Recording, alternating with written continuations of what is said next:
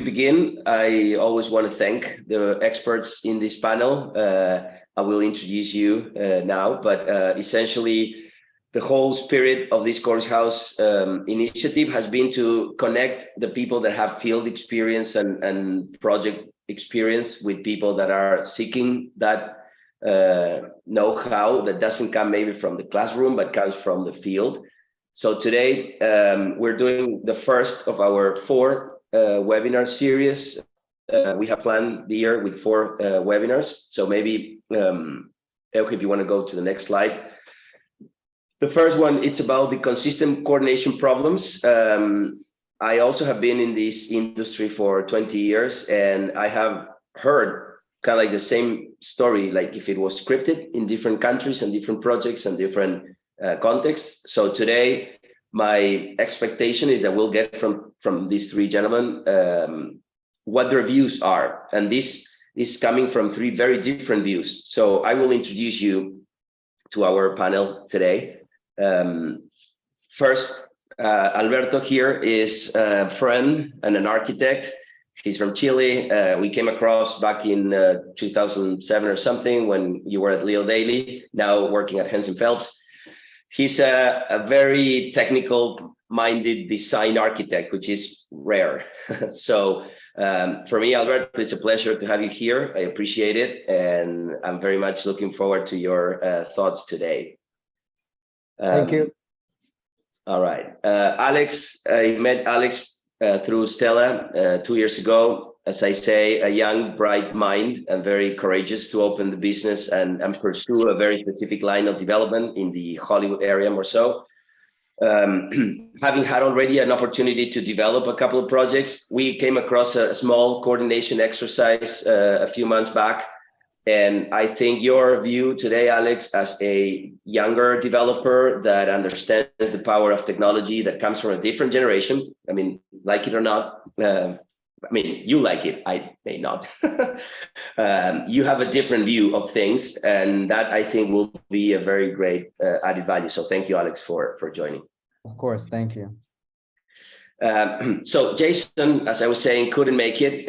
I wanted him to be as a different. I mean, I met him in person. I appreciate his views on technology. I think as a developer, that is the reason I wanted Jason in this webinar. But unfortunately, he couldn't make it.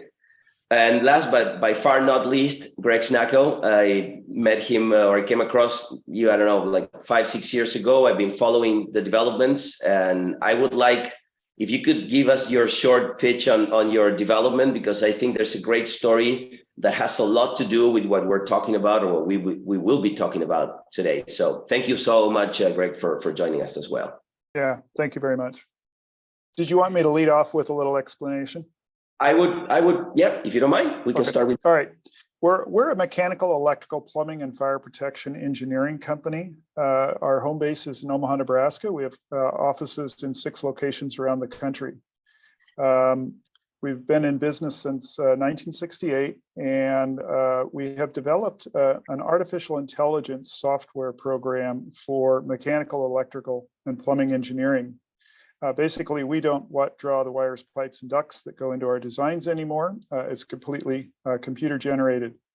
The way the system works is we identify the requirements of the building in terms of the points of utilization. That would be the outlets, the lights, the plumbing fixtures, HVAC equipment, whatever it is. And then we identify the locations or sources of supply for those particular building system utilities. At that point, the human engineering is finished.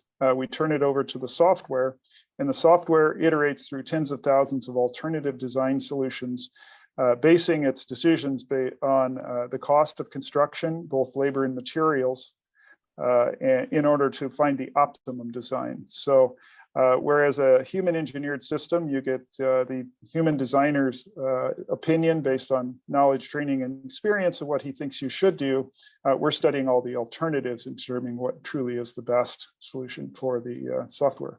The output of the software is a fully CD and permit ready CAD drawings and a full Revit model of the successful solution. It's both interesting and scary, let me tell you that.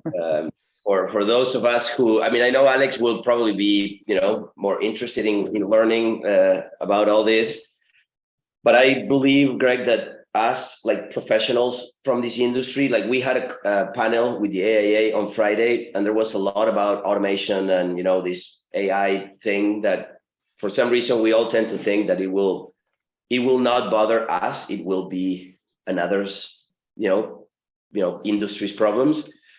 But with what you're saying, I think it kind of like opens the door to this session of questions. Appreciate that. Just for the guys that have joined in the past few minutes, we will be having a couple of questions, and I want to hear the thoughts of everybody in the panel. And with that said, I think we're ready to go. And there's no background to share. We will just have a friendly conversation here. But I wanted to start, and remember, the value of today for me is as you said, Greg, there's so much the software can do, but there's some experience you gain with field experience. And I'm always intrigued by patterns. I would want to hear from you guys with the experience you've had. If you could tell everybody if there's one consistent problem, if there's specifically something that you go like, this is always in the picture, this coordination problem always shows up, what would that be? I can start on that, but Alberto. I don't have just one. I have several of them. So, but I'm going to tell you one. I think it's important, and it relates to what Greg was saying. The design usually is never ready, and when it comes to the construction company, and it goes to our sub, the design that it was done by the consultant, it misses a lot of information. When it goes to the sub tend to finish that design. And it creates some friction between teams, but it's because the drawings were not completed. And it has several ramifications, but I think when Greg is talking about that new program, it resolved that problem, because you will now have something that is in a way finished. The other part is, and I'm not sure how you, Greg, will take that, but changes that happen during construction, when you are going through the construction and you wanted to implement new changes in the design, I don't know, the owner wanted to move rooms around, and then you are in the process already, and that create a lot of conflict with scheduling, and that's something that I'm not sure how you approach that on your system, but that's another thing. The other thing that is critical to me when it comes to MEPs is there is never enough room. Exactly. Never enough room for routing, enough room for equipment, for the sizes of the room, for the ceiling space. Especially, I work a lot at the airport with existing condition, and when you're working in existing condition, you're stuck in there. You have certain amount of room, and when you have to add new infrastructure, it gets very complicated. So the coordination in there, it gets really, really hard. There is one thing that I wanted to mention to finalize this. That's all that technical, all construction, all related to the design. But there is one part that is always worries me, and is coordination, is team disparity, I call it. Is our team, construction team, is a very large team.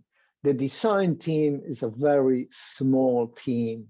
And when we get a set of document that is not finalized, we get our group that is going to go all over that design, and it's going to create a ton of RFIs and ton of information that need to go back to the design team. And there is a conflict in there, because usually design team are very small. There's a small fee. Our team is much bigger, has a better, larger fee, and we can have 50 people, and then we have a team a design that is 10 people. Mm. That's a real problem for us. And I'm going to stop right there. All right. Well, I'll say something before Greg goes, because just in a similar vein, I would say, I was gonna say MEP coordination is the biggest issue when it's not design build. More specifically, like what Albert was saying, I think regardless of if like the drawing set goes to 90% CD or 100% fully spec'd out with a spec manual, MEP plans are typically diagrammatic. So like you said, it's really up to the construction team and specifically the superintendent to finish it and sometimes not take the plans literally because they're diagrammatic. So to find the most efficient routing. But sometimes because maybe they don't have experience or they just are afraid to have a free form and like a sense of creativity, they follow it literally, and then it creates clashes and conflicts because other systems won't fit. And that's what leads to the biggest problems, because MEP plans have historically been diagrammatic. So I'm curious if Greg's AI system takes them so that they're not necessarily diagrammatic anymore, but they're actually how it should 100% be routed. That's what Right. I'm most interested in. Yeah. So, and that's amazing because it's not like that right now. Right. Yeah, I've been in this business longer than I care to admit. And I've seen, if anything, a degradation in the quality of general MEP drawings. Yep. Back in the old days before that we had the computers and you were putting ink on Mylar, you didn't draw that line unless you knew it fit and you knew exactly where it went. With the advent of computers, it became more and more diagrammatic, and it's continued to become more and more diagrammatic, I think primarily due to fee pressure. There's constant pressure to reduce fees, particularly in MEP and architecture, and that is a false economy. You're better off to spend your money planning and then dealing with the problems later. Now, we are changing that entire paradigm with our software. Our ultimate goal is to issue subcontractor level shop drawings as the output of the MEP engineering process. We literally want to issue shop drawings where you can go to your subcontractors and say, hey, go build this. And you won't have clashes. Our AI system, as it presently exists today, we're able to do clash avoidance with structure and architectural individually for each discipline. As it exists today, we are still needing to go through and do further clash resolution between the disciplines because we are not able to simulate all three disciplines at the same time. So we have a hybrid right now where we individually ensure a clash-free design by discipline and then bring the M, P, and E together along with the fire sprinkler and do a full clash resolution using either Navisworks or Revit, or most likely both. We expect within the next 3 years to eliminate that process. We are working on software now that will truly route it, all systems at the same time and ensure a clash-free drawing. And once we've got that level of confidence that we know that nothing clashes with architecture, structural, or between the disciplines, then it's a short hop to produce those shop drawings and issue it. We actually did a test project on a very large project in Manhattan where we did just that. We actually issued subcontractor shop drawings prior to bid that the general contractor then went out to bids with and said, here, this is what we want you to build. We expected initially resistance from the subcontractors because we thought they like to control that destiny and make those changes. But in reality, they loved it. They embraced it. They don't want to do that coordination step either. Now, we think on that project alone, it cut between 6 and 12 months of BIM coordination and project problem resolution just on the upfront side of it. The other thing it benefited the owner was that they were able to bid solid drawings. There wasn't any interpretation.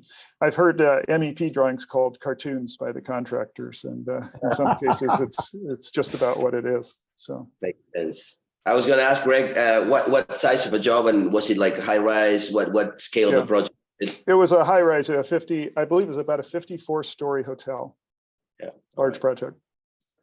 Can I add something? Absolutely. Alex, you were correct when a lot of the MEP is left on to the sub and the superintendent and the people in the field. One of the things that is critical for us now that I'm in the construction field is we don't want to do anything that is not drawn because it's a liability issue. We have a design team that has provided the document and has gotten the approval from the entities, and we don't want to put anything in there that doesn't have the signature or the go ahead or a bulletin or any RFI, any information that it comes from a designer or from the legal. Exactly. And that's why the in-field coordination is so challenging, because the construction team wants to follow the plans as literally as possible, and they might build something and then be like, oh shit, that doesn't work with the next system, let's RFI it. But that's the other inherent issue of build first, ask questions later, which leads us to incur more costs. Yeah, well, that's a different problem. Yeah, it can never happen like that. Yeah. And that's where it becomes very nuanced, is like, okay, I built it according to the plan, but actually the plan wasn't properly coordinated. So where exactly does the responsibility lie if the RFI wasn't issued before everything commenced? Yeah. One of the So biggest problems. I love how it's unrolling, because this is exactly the tension that you feel in a project where, you have the developer with some interest, you have the engineer, and then the architect. I mean, like it or not, not by design, Alberto has been on both sides of this street, like an architect on one side and then the general contractor now on the other side. So I think he can speak to both points of views. Mm-hmm. I was going to say, Greg, one important thing that Alberto kind of like touched on, where, if you do it, where do you draw the line between your design liability and means and methods? Because that's the question I've been asked a number of times. When I remember, my background is engineering too, so I'm all about coordinating and all about like construction. I love that stuff. I see the beam models being beautifully, coordinated, but then you go back to the diagrams and you go like, well, yes, the diagrams have been maybe fixed by the coordination, but there's still diagrams that somebody will pick and build with their own means and methods. What would be your point of view about this? We don't intend to get into the actual physical means and methods of how do I assemble this duct, how do I suspend this duct, things like that. What we're trying to generate is a fully coordinated clash-free set of drawings. And I don't consider clash-free drawings a means and method. That is engineering, making sure everything fits. Now, do I think with AI technology, it'll get to that point? Absolutely, I do. I think we'll be issuing fabrication drawings that they can just build from, but we're not there yet. I mean, I'm going to just ask a question. I think it's very personal, because I've been spinning my head around this. Is providing a routing design where you just no longer draw a line between a plug and a light, but you actually draw where the piping would fit.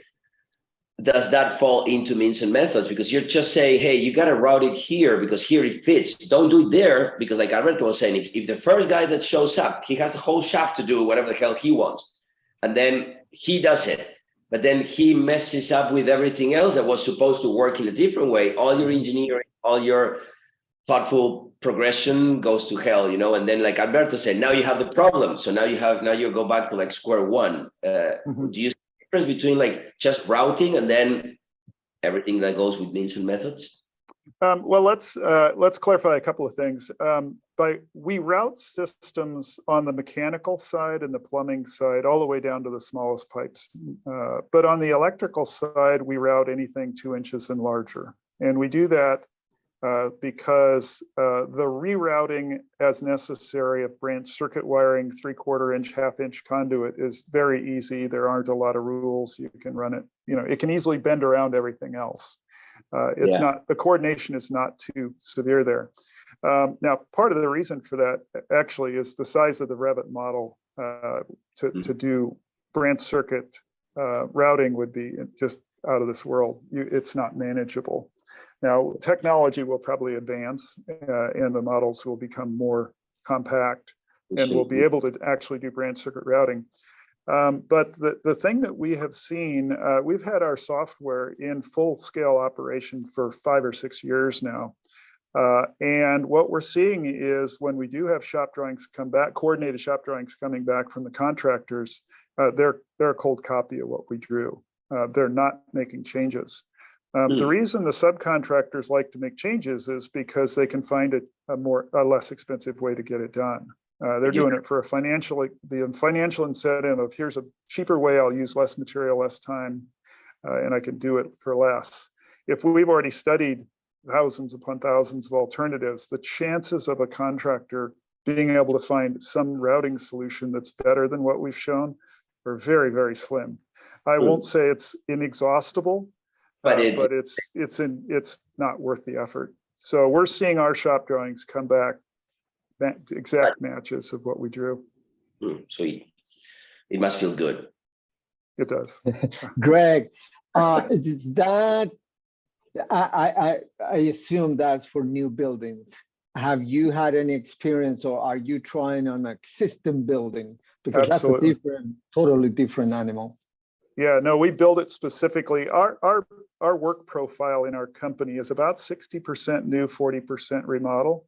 So we built the software specifically to handle existing conditions. So what we do with existing conditions is we prefer to do our own on-site verification.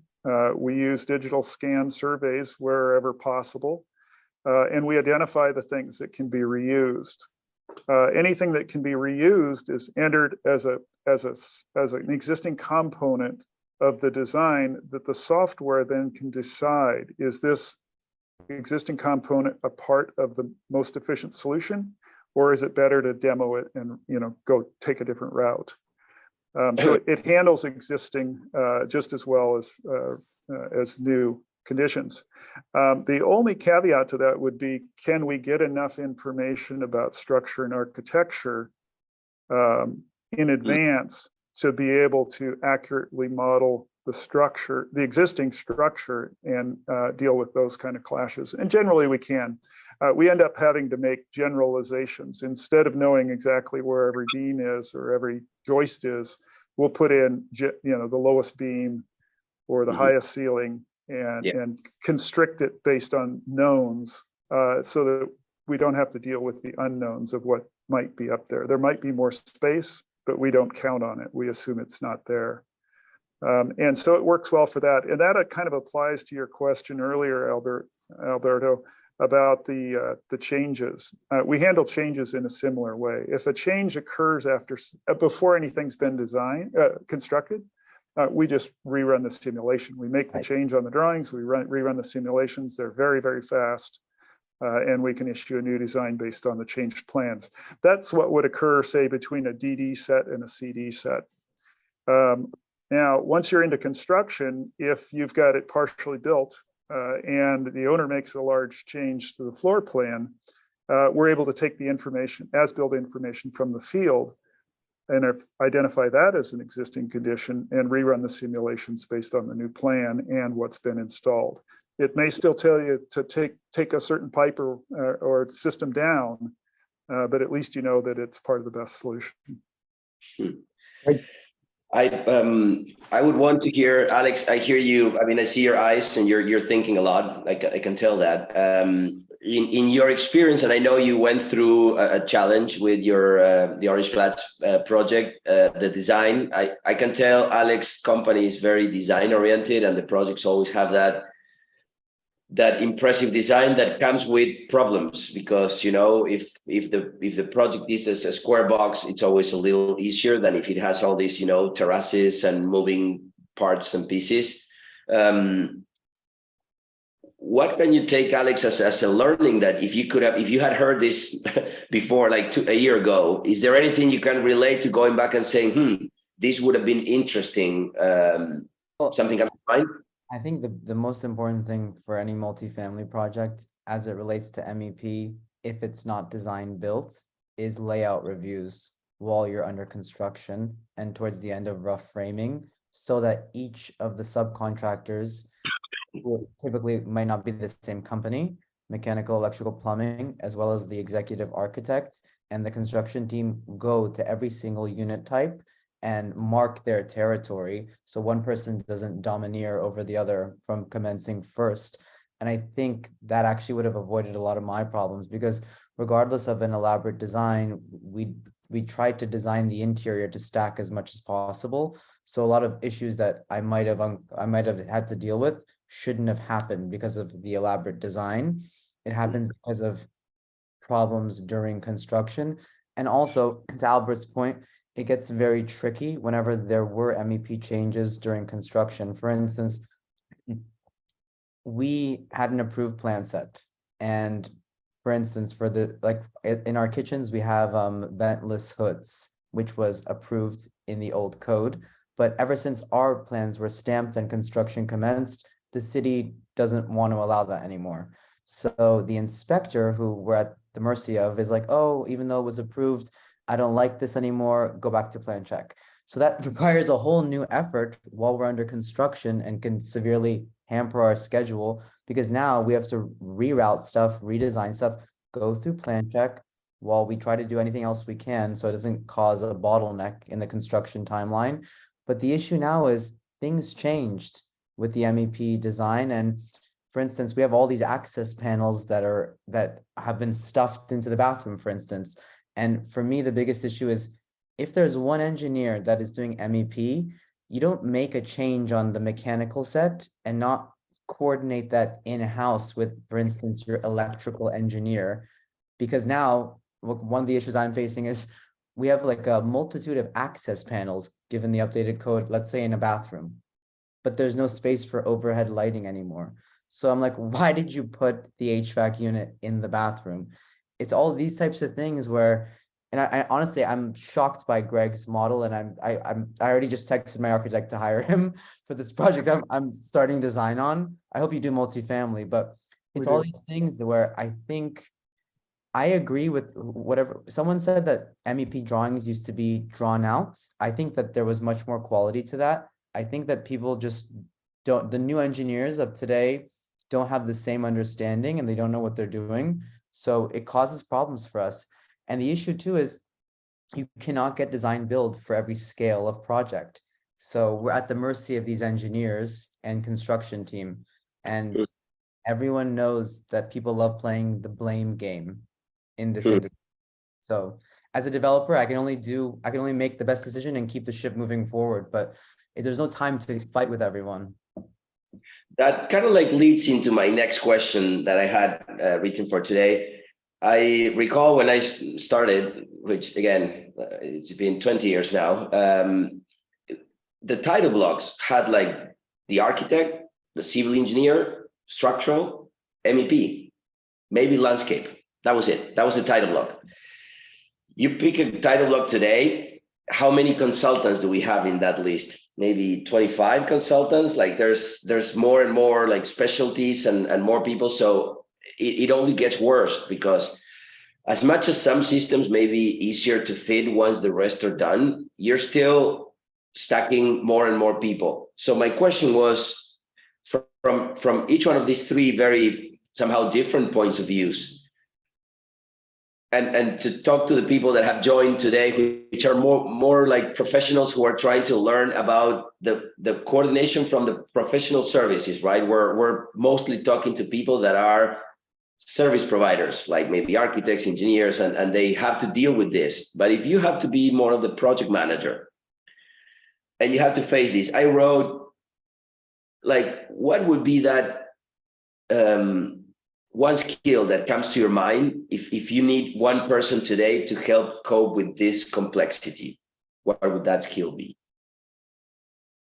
I'll tell you from my side, and it's something that I was saying at the beginning when everybody hadn't joined yet, but collaborative.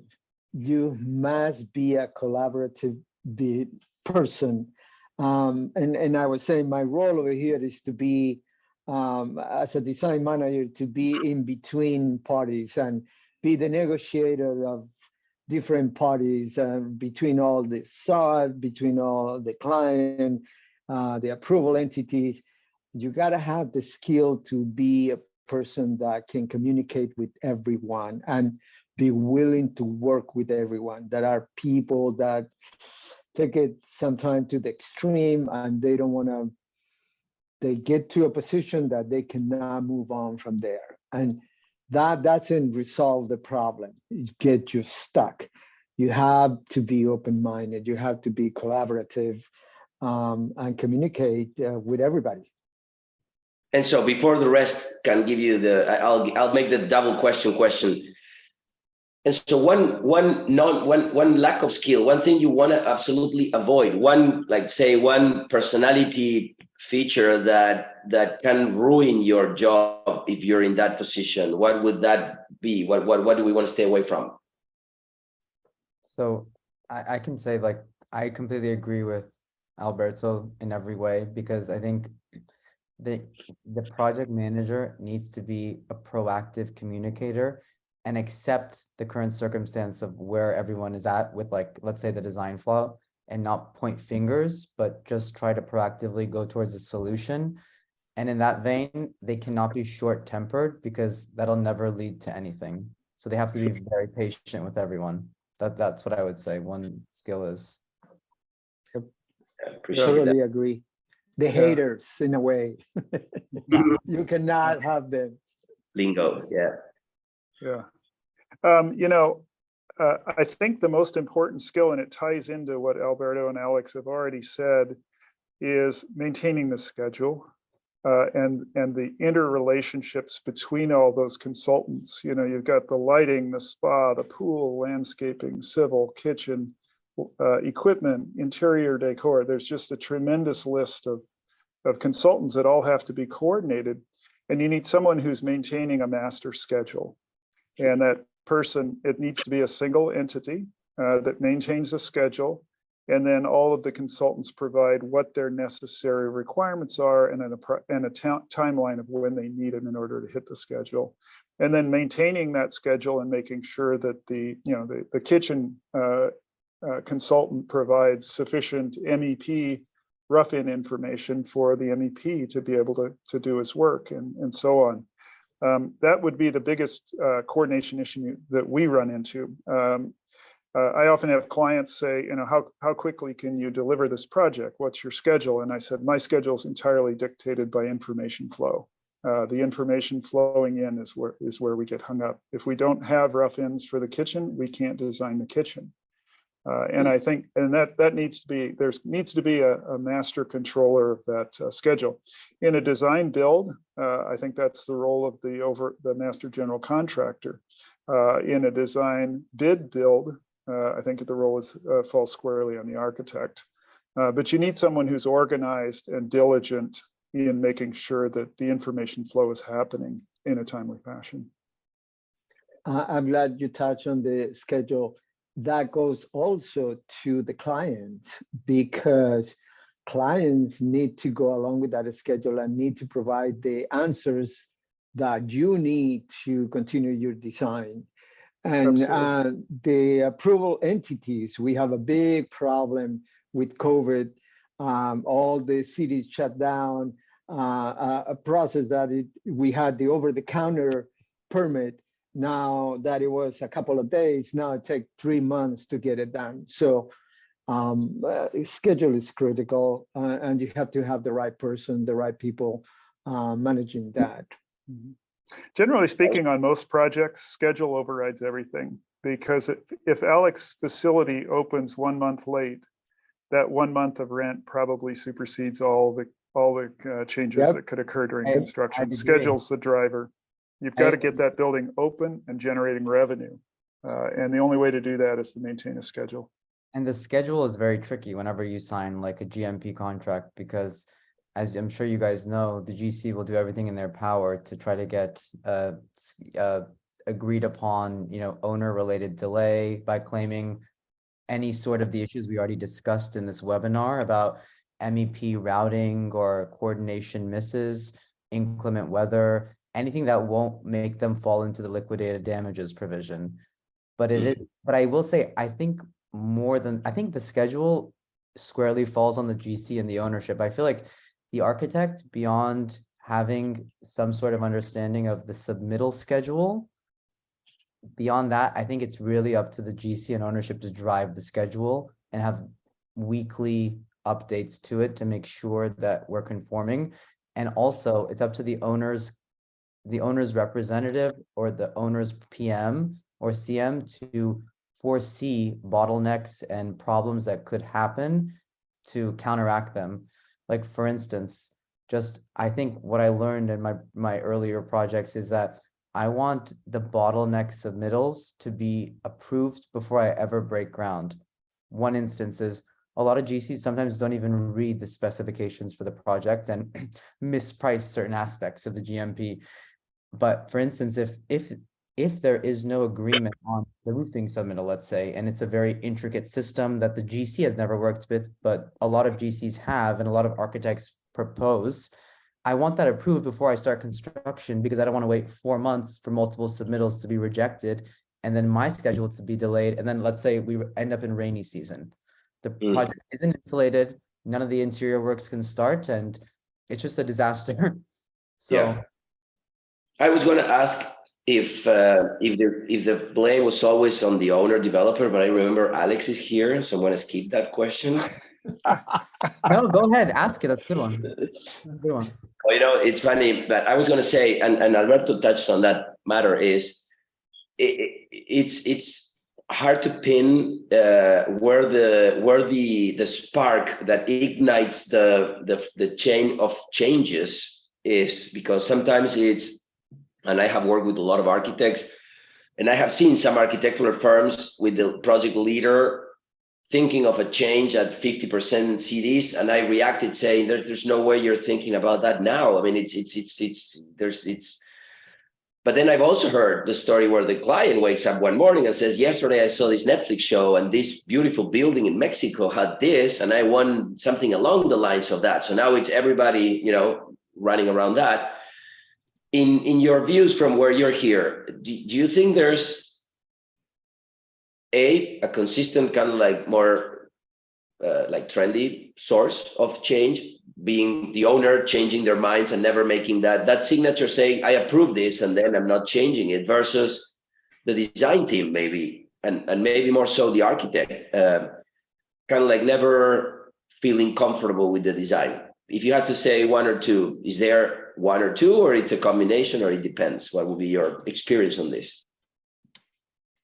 I think it's definitely a combination, but I would say it's heavily weighted towards owner indecision, not so much necessarily changing, but not wanting to make the decision and move forward with that decision solidly. So vacillation on the part of the owner is a driver of a lot of changes. Have you worked? Let me ask one question, Greg.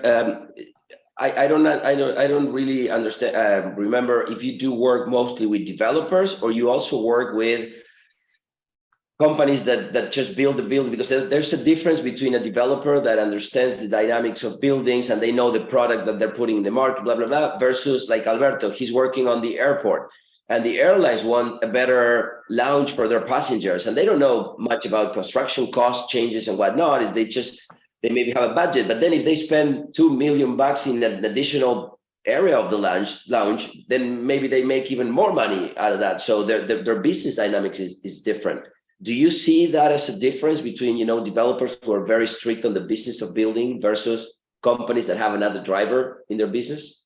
I think it's primarily based on experience. An experienced developer knows what he's doing. He knows what his product is. He knows what his market is, and he makes decisions early on, and it sticks to him. a less experienced owner or developer, whether it's an airport authority or whether it's a retailer or whether it's a mixed use developer. It's all about experience and knowing your market, knowing where you're going, and then staying the course and not changing it, not trying to adapt to the latest thing you saw in Mexico. All right. And would you then recommend, and maybe Alex, I want to hear from you because you've gained a lot of experience in a relatively short period of time. I will want to hear from you if you see yourself going through that, grounding yourself in being more consistent in your decisions. But before I do that, I wanted to ask you, Greg, when you approach a client in your, I don't know if you do a process driven due diligence, or you just sense if the client is this an important parameter when you're talking to a new client and the client says this is the person that will be running this. Would that be something to spot? Like, is the person seasoned and grounded, they know or not? Because that will drive you crazy or not. Is that something you place attention to when you interview with a new client? I would say it does factor into our fee determination when we're dealing with the client. We can tell whether they are really solid in their conceptual design or whether it's in flux. And a lot of our clients are architects. Often we're a subcontractor, the architect. So we get used to the firm and we know how they operate and we can anticipate how the project's going to go. That affects our timelines. It affects how much information we demand and at what times. And it affects our fee. Yeah. So Alex, what's your experience in these few years that you've been doing so much? I think, like, going off of what other people said, this business on the development side is not for the faint of heart, and indecision kills deals. So one thing that I learned to do quite well, I would say, is be extremely decisive and lead the design and construction teams forward with my decision making. And it is a matter of just taking all the inputs and spitting something out, while it's almost like staying at 30,000 feet. What's the best decision to keep the project going? You could dive into a detail, but you can't stay down. You have to go back up and keep going forward. So I would say you need to be extremely decisive, but you can only be decisive if you're confident that you know what you're doing. And that also comes with having the right team behind me that guides me on certain aspects where I know what I don't know, so I can't really make a decision without their quick input. Interesting. Well said, Alex. Decisive owner is. You need to be. That's critical. It's critical. Not always happen. And I'm going to tell you something. In our side, we're very clear that you can change your mind, or you can have changes, because for a million reasons you can come back and do a change on your project. I think we need to be open to that, and we consider that from the beginning. We are willing to do all the changes you would like to, as long as that is reflected. If the schedule allows for that, we'll do it. That's in our company, that's not a problem. And we always consider, we know that changes are going to happen. We're not against them. We just want to make sure that the decision doesn't take forever, and that we can frame it within the schedule. But if it's going to take beyond the schedule, it's a conversation that we will have with the owner and say, you want this, it will require that. And it's just a matter of being open to it. So we're approaching kind of like the end. I have one more thing I wanted to do. We're going to let people ask questions, and okay, if anybody has any questions, let me know. But basically, you said something, changes will happen. I remember for a few years I was following this Dakar race, motorbike race, and these two guys, a Spanish guy and a French guy, won like 11 in a row between the two. It's like nobody else could beat them until they retired. And once they were asking the guy, I mean, this is a 15-day race, like what's the secret? He's like, a lot of people approach the race hoping there will be no problems, and you have to approach the race have the problems and figuring out what's the best way to be prepared to solve the problems. And that kind of like stuck to me because in a way, you have to be prepared for trouble if you're in this industry. There will never be an easy project. That's where we picked up our Corby's line of we like to do business with people we would have a glass of wine with, because at the end of the day, you have those rough days and you should be able to finish that rough day and still like each other, you know, still be able or willing to spend that time together. I do believe in relationships. I think I'm hoping the AI and I'm hoping the BIM technology will help us have a better experience working, like lessening that friction between all these components. And so my last question to you guys, and okay, let me know if there's any question from people, but I wanted to ask you this one that somebody asked me once, and I think it's a good one. What is the question I didn't ask that I should have asked? That's hard. One thing I think that gets often neglected is the end of the construction cycle and the commissioning and handoff of the building. Particularly in the MEP systems. People tend to believe that, well, it was built according to plan, it was installed using manufactured equipment, everything's fine, don't worry about it. So there's a reluctance to go in and commission a building, particularly on the smaller projects. But it's been our experience that every single time we find things that are not right. We've never seen a perfectly constructed project. We've never seen a perfectly operated building. And that last stage of handoff to the owner, commissioning the systems and making sure it's actually working according to spec would save so much headache down the road. So I think that's one piece that gets missed. It's a big item. We have a whole group in our company dedicated to that.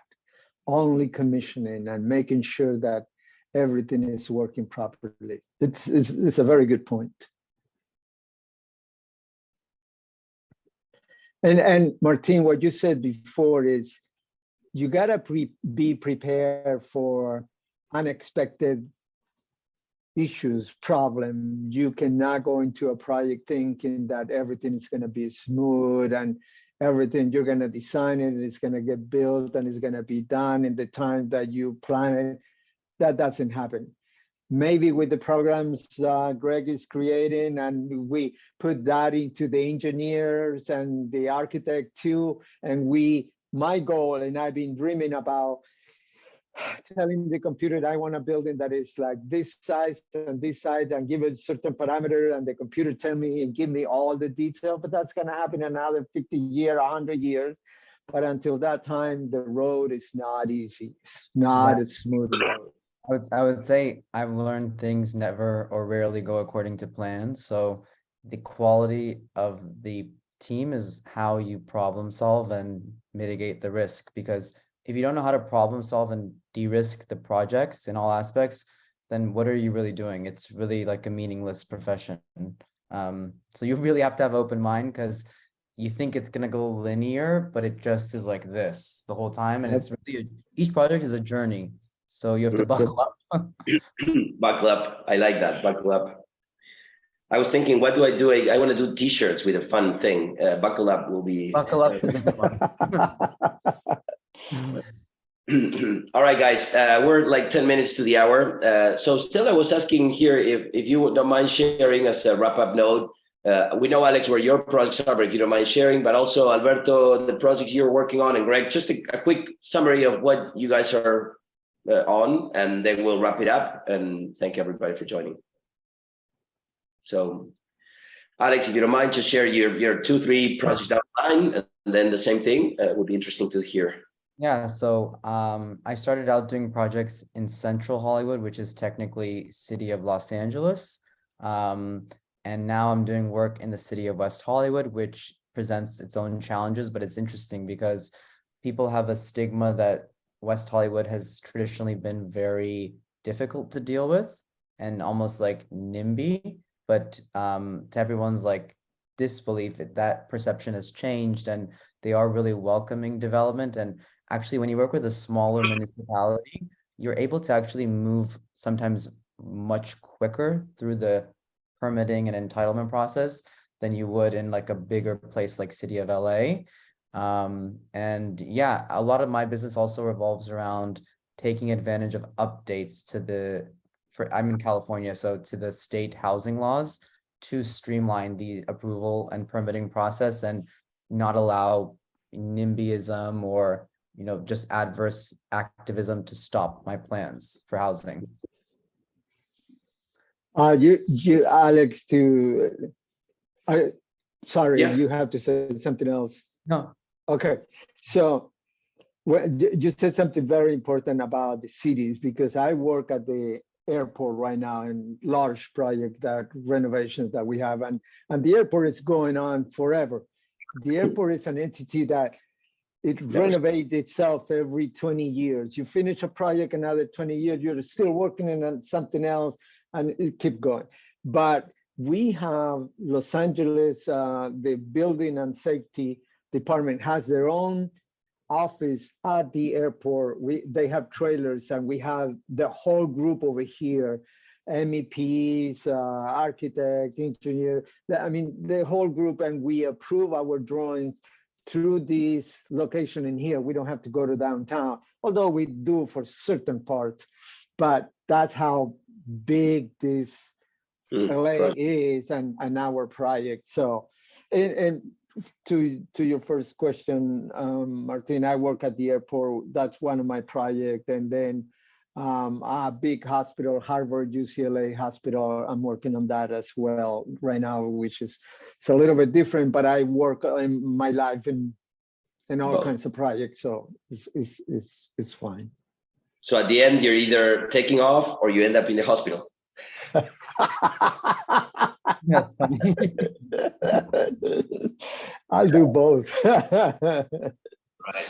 Greg, you don't mind? Well, as I mentioned at the beginning, we have offices in all over the country. We have 6 offices: New York, Miami, Omaha, Los Angeles, Seattle, and Honolulu. And our project mix is incredibly diverse, from high-rise multifamily, particularly in the South Florida markets, to high-rise office and a lot of interior TIs in the New York area. LA's all over the map. So it's hard to classify exactly what we're doing. We do approximately 1,000 total projects company-wide, and they range in size from retail rollouts of a few thousand square feet up to multi-million square foot mixed-use facilities. Sweet. All right, as I said before, we start sharp, we finish sharp. I appreciate having you guys here. I've taken a lot of notes, and I don't know, I just cannot thank you enough for sharing your experience and your time. And I hope everybody that joined took a lot of notes, as I did. We're having the next one in April, which is going to spin around some of these things we spoke about today. Basically, how do we get projects delivered? So having said that, thank you again so much, everybody, for joining. Thank you, Elke, for putting it together. And Greg, Alberto, and Alex, thank you so much for sharing your expertise and opinions. And Thank you for having us. Thank you. Thank you. Bye.